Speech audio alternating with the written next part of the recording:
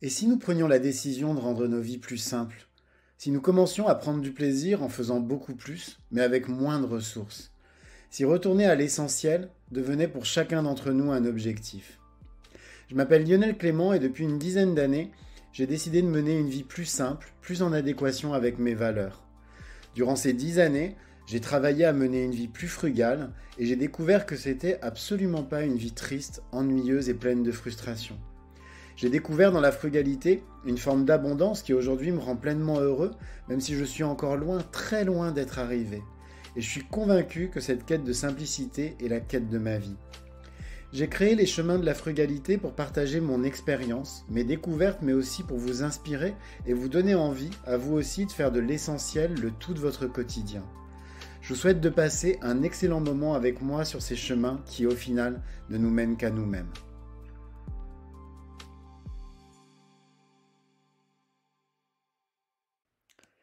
Ah, les réseaux sociaux. Ils sont omniprésents dans nos vies et pourtant, vous imaginez pas, mais peut-être que vous le ressentez quand même, le temps qu'ils nous font perdre tous les jours.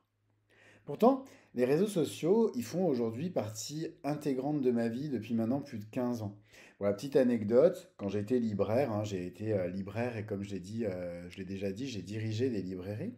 J'ai été un des premiers libraires à créer sa page Facebook et à vouloir gérer la com de l'entreprise avec cet outil. Mais aujourd'hui, justement dans un objectif de frugalité, j'ai décidé de prendre un peu mes distances avec les réseaux sociaux, tout simplement parce que je me rends compte qu'ils bouffent littéralement notre quotidien. Le problème des réseaux sociaux, c'est que tout est fait pour les rendre hyper addictifs et que vous restiez littéralement scotché sur votre écran à les consulter. Il y a quelques jours, j'ai regardé l'excellente vidéo publiée par Victor Fersing, qui a créé la chaîne YouTube La Fabrique Sociale. Et dans cette vidéo, qui est intitulée L'expérience psychologique qui nous a transformés en pigeons, Victor nous démontre que, comme au casino, quand vous restez scotché justement sur une machine à sous, eh ben, le système de récompense aléatoire qui est mis en œuvre sur les réseaux sociaux via les algorithmes, en gros, en fait, le fait de savoir si vous allez avoir des likes ou non sur vos publications et combien, vous rend littéralement accro de ces plateformes. Au point de passer d'ailleurs vos journées à consulter vos réseaux sociaux plutôt que de vivre votre vie de manière plus constructive. Quand on sait qu'un utilisateur TikTok, par exemple, va passer en moyenne 95 minutes par jour, soit plus d'1h30 de sa vie sur la plateforme, je vous laisse imaginer l'ampleur des dommages pour ces personnes. Facebook et Instagram, d'ailleurs, sont pas beaucoup mieux, puisque Facebook, c'est 34 minutes par jour, et pour Instagram, 54 minutes par jour. Et je le répète, ce ne sont que des moyennes, donc je vous laisse imaginer les écarts qu'il doit y avoir entre les personnes. Ce qui est le plus terrible dans tout ça, au-delà de voir des gens visser sur leur téléphone plutôt que de profiter du monde et des personnes qui les entourent, c'est que beaucoup de professionnels du marketing trouvent que ces statistiques, eh ben, elles sont super cool. Ils voient ça comme une opportunité, tout ça pour vendre toujours plus de produits sur Internet, notamment via les réseaux sociaux et puis via les systèmes publicitaires qui ont été mis en œuvre sur les réseaux sociaux. Et moi personnellement, avec le temps, donc c'est vraiment des choses que pendant très longtemps, moi aussi, j'ai relayé. Je fais mon mea culpa en tant que moi aussi professionnel du marketing. J'ai souvent relayé cette idée que c'était quelque chose de cool. Et puis, avec le temps et la réflexion, et puis peut-être beaucoup plus de maturité, eh ben aujourd'hui, je trouve ça pathétique. Et en fait, c'est vraiment pas cool du tout. Oui, les réseaux sociaux, c'est des outils extraordinaires qui permettent d'abolir les distances entre les gens et de rencontrer des personnes formidables. Et ça, là-dessus, je reviendrai pas dessus. Parce que clairement, c'est vraiment ce que m'ont apporté les réseaux sociaux. Et sans les réseaux sociaux, d'ailleurs, moi j'aurais perdu contact avec énormément de monde dans ma vie, qu'elle soit personnelle ou professionnelle. Et ce réseau qui est là, qui est pourtant un réseau virtuel, m'a apporté énormément de choses professionnellement. Néanmoins, l'utilisation des réseaux sociaux, notamment par exemple pour parler des chemins de la frugalité, eh ben, ça me pose deux problèmes. Premièrement, ça me pose un problème éthique, puisque ça signifie faire reposer la communication de mon projet sur des valeurs qui sont contraires à celles sur lesquelles il repose. Étant donné que j'ai pas nécessairement envie de passer ma vie à être en dissonance cognitive, parce que c'est pas très agréable, pour le coup, je me retrouve avec un problème assez important à gérer. Et puis deuxièmement, pour travailler ma communication sur les réseaux sociaux, il faudrait moi-même que je passe énormément de temps sur ces plateformes. Parce que c'est ça le problème. C'est que quand on est entrepreneur et qu'on veut développer sa com sur les réseaux sociaux, on est condamné à y passer du temps. Et à y passer encore plus de temps que les utilisateurs, justement, en moyenne, en passent. Et moi, personnellement, ça me va pas. Il faudrait que je passe beaucoup plus donc de temps que sur ces plateformes, alors que j'ai réussi à avoir finalement une utilisation très raisonnable des réseaux sociaux au fil du temps.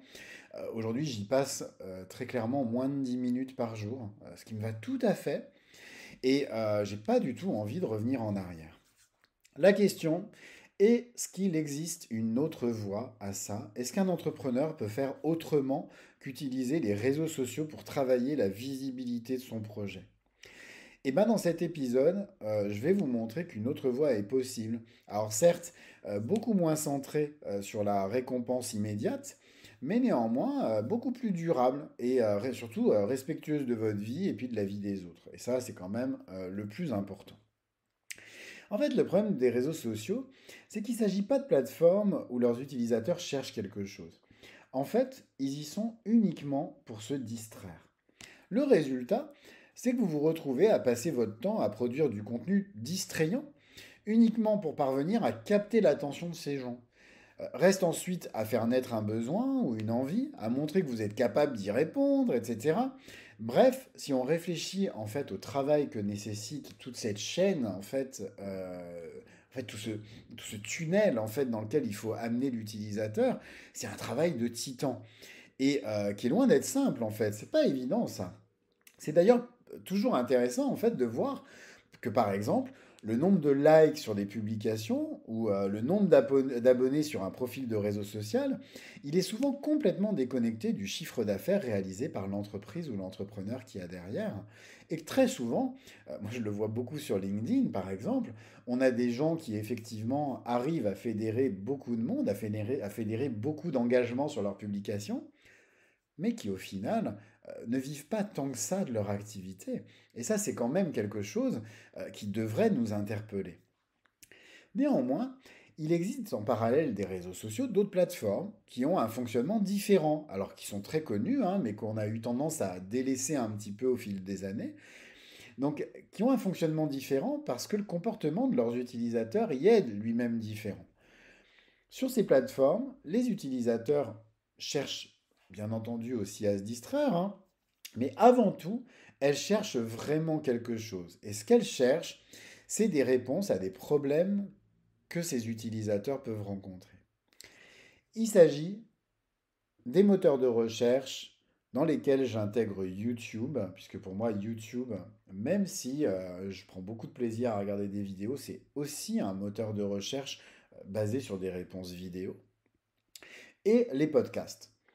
Personnellement, et ça pour parvenir à tenir mes objectifs de digitalité frugale, hein, j'ai décidé, enfin, ou plutôt de frugalité digitale, excusez-moi pour cette espèce de d'inversion. Des fois, on ne sait pas trop comment la langue fourche. Je l'efface pas parce que ça me fait rire là pour le coup. Donc personnellement, j'ai décidé de travailler les chemins de la frugalité autour de ces trois axes. Et le fait de les travailler autour de ces trois axes, finalement, c'est assez vertueux. Donc premièrement, je publie un article par jour sur mon blog. Et ça, c'est la base. Et je le fais chaque jour parce que un des gros problèmes que je rencontrais quand je travaillais uniquement avec les réseaux sociaux, c'est que j'avais l'impression d'avoir complètement perdu ma routine d'écriture. Avant, j'écrivais beaucoup, mais vraiment tous les jours, etc. Et puis petit à petit, les réseaux sociaux, avec cette espèce de snack content ou oui, de contenu facile où l'objectif c'est de distraire, donc pas forcément d'avoir des contenus ni très poussés, ni avec beaucoup de réflexion, etc. Et en gros, j'avais perdu un petit peu ça. Et donc c'était vraiment une de mes motivations pour baisser mon addiction aux réseaux sociaux. Ça, c'est un élément important quand on veut baisser une addiction, c'est de se donner une motivation forte pour ça. Et ben, c'était de reprendre une routine d'écriture quotidienne. Et donc, je me suis dit, bah, je vais faire d'une pierre deux coups, mon blog et en même temps ma routine d'écriture quotidienne. Et comme ça, je tiens tous mes objectifs en même temps. Deuxièmement, eh ben, j'ai un podcast, donc podcast que vous êtes en train d'écouter, et qui a en fait une version audio de mon blog.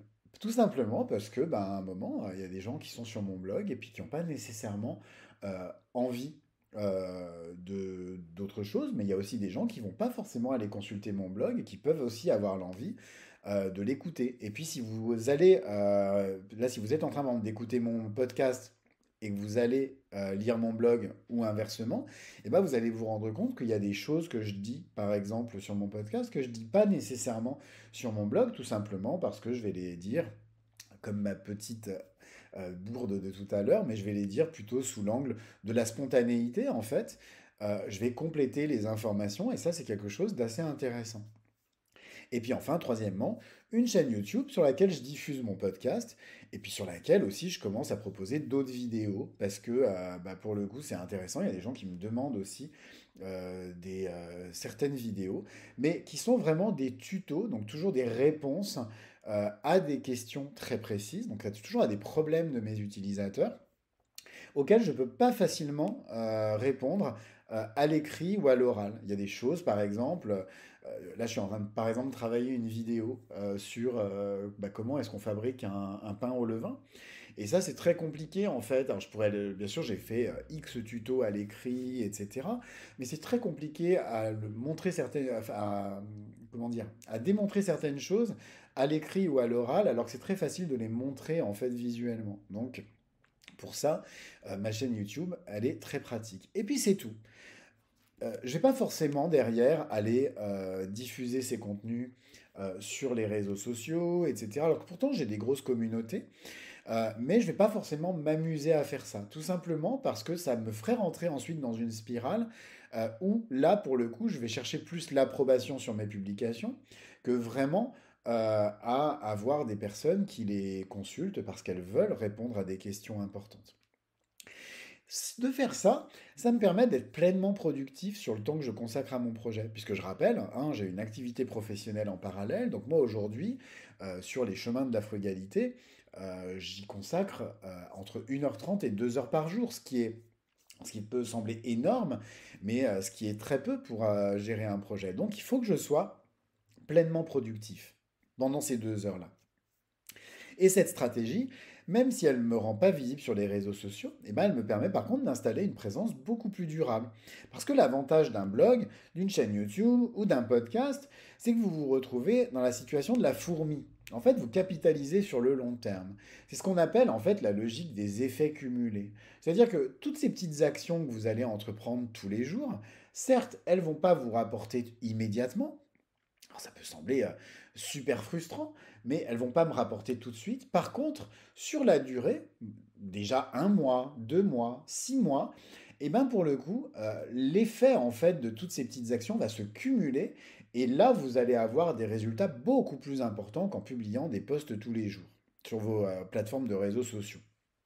Donc c'est clair, même si vous n'avez pas vos mini-doses d'adrénaline quotidienne avec vos likes, hein, qui vous font tant de bien, parce que c'est vrai que ça fait du bien d'avoir des likes, je suis le premier à le dire, ça fait du bien, c'est agréable, et bien néanmoins, vous parvenez à construire une présence pérenne et durable, qui contrairement aux réseaux sociaux, va vous survivre même si, par exemple, à un moment, vous cessez de publier.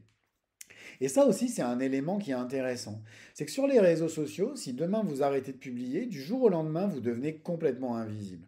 Alors que sur un podcast, sur YouTube ou sur un blog, eh ben, ça n'est absolument pas le cas. Je vais vous donner un exemple. L'année dernière, en 2022, eh ben, j'ai presque rien publié. En fait, j'étais dans une année d'intense remise en question personnelle. Très clairement, hein, j'avais fermé ma savonnerie. J'avais pas du tout envie, enfin, pas du tout le courage de me relancer comme ça sur un projet, etc. Et en fait, j'avais absolument rien à dire. Donc, plutôt que de raconter n'importe quoi, eh ben, autant rien dire du tout et la fermer, hein. Et donc, bah, j'ai rien partagé du tout. Sur la plupart de mes réseaux sociaux, où j'étais pourtant un hyper actif, tout le monde m'a oublié. Je vais vous donner un exemple, l'exemple de LinkedIn, où j'ai presque 40 000 abonnés. Donc ce qui est énorme, 40 000 abonnés, on n'est pas sur un compte aujourd'hui qui est invisible en soi. Eh ben, ça a été incroyable. C'est comme si en quelques semaines, je m'étais volatilisé. Vous voyez, c'est comme si Thanos avait claqué les doigts et que du jour au lendemain, eh ben, j'avais complètement disparu. C'était totalement délirant. Et ça, en l'espace de vraiment 2 semaines, 3 semaines. Euh, alors au début, effectivement, j'avais pas ressenti cet effet-là. Et puis très vite, plus personne. C'est comme si, en fait, d'un seul coup, j'avais jamais existé sur la plateforme. Ou plutôt, j'y avais une existence, mais j'avais été invisibilisé par l'algorithme. Par contre, mon blog, sur lequel je publiais absolument rien, en fait j'ai fait 3 articles en un an, ce qui est d'une faiblesse absolue, et ben, a continué à enregistrer un trafic important. Parce qu'en fait, mon blog, je parle de mon blog de savonnerie, hein, les savons de Lionel, je l'avais vraiment bien travaillé. Et je publiais très très régulièrement du contenu. Et donc pendant toute l'année, en fait, j'ai pas vu une très grosse chute de trafic. Toute l'année, j'ai continué à avoir mes 400 à 600 visiteurs chaque jour. Ce qui est pour le coup énorme, mais parce que j'avais vraiment fait un très très bon travail sur mon blog. Et donc, bah, tout au long de l'année, j'ai continué à avoir des gens qui me contactaient pour des choses super intéressantes. Déjà pour acheter mes produits. Alors je vendais plus rien, mais néanmoins, bah, il y avait des gens qui continuaient à me contacter pour ça. Des gens qui continuaient à me contacter pour des partenariats, pour distribuer mes produits. Des gens qui... Bref, euh, j'avais des contacts qui étaient super pertinents, alors que j'avais complètement arrêté mon activité. Bref, quelle leçon on peut tirer de tout ça? Eh ben, ça signifie que si j'avais été en activité, j'aurais pu partir en vacances même plusieurs semaines sans me faire aucun souci. Mon entreprise, elle aurait pu continuer à fonctionner, alors que ce n'était pas le cas si j'avais été en full réseaux sociaux.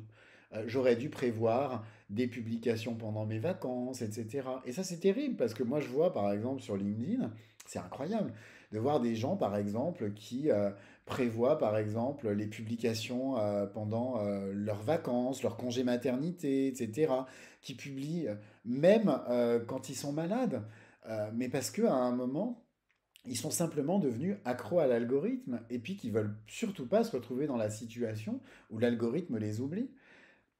Il y a aussi quelques temps de ça, j'avais vu une vidéo qui est assez marrante d'une influenceuse.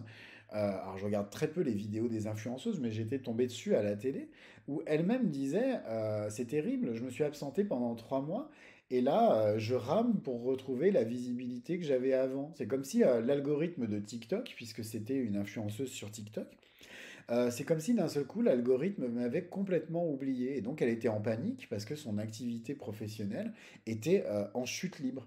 Bref, d'avoir capitalisé sur des choses durables, eh ben, ça permet en fait finalement de construire des choses durables, beaucoup plus durables finalement que cette espèce de visibilité éphémère où en fait le seul objectif de ces réseaux, c'est de faire de vous des machines à produire du contenu, c'est-à-dire des machines à leur fournir leur matière première. Alors bien sûr, ça signifie une chose. Ça signifie bah, qu'il faut être capable de renoncer à cette visibilité éphémère et rapide des réseaux sociaux et d'accepter de prendre le temps sans attendre des récompenses immédiates. Mais au final, est-ce que la perspective de créer une entreprise au socle solide est pas beaucoup plus intéressante, quand on réfléchit rationnellement, qu'une centaine de likes sur une publication que tout le monde aura oublié demain? Sur ce, je vous laisse sur cette réflexion, hein, je vous laisse y apporter votre propre réponse. En tout cas, en ce qui me concerne, la réponse est toute trouvée et c'est pour ça que même si aujourd'hui je développe mon projet Les chemins de la frugalité, vous ne me verrez malheureusement que très très peu sur les réseaux sociaux. Cet épisode des chemins de la frugalité est maintenant terminé. Comme d'habitude, je vous invite, si vous aimez mon podcast, à vous y abonner et à lui mettre 5 étoiles sur votre plateforme de podcast préférée. Ça va beaucoup, beaucoup, beaucoup m'aider à bien le référencer. Et puis sinon, vous pouvez également le partager autour de vous afin de le faire connaître à vos proches. En attendant, je vous souhaite à tous une très belle journée et puis je vous dis à demain pour un nouvel épisode. Au revoir.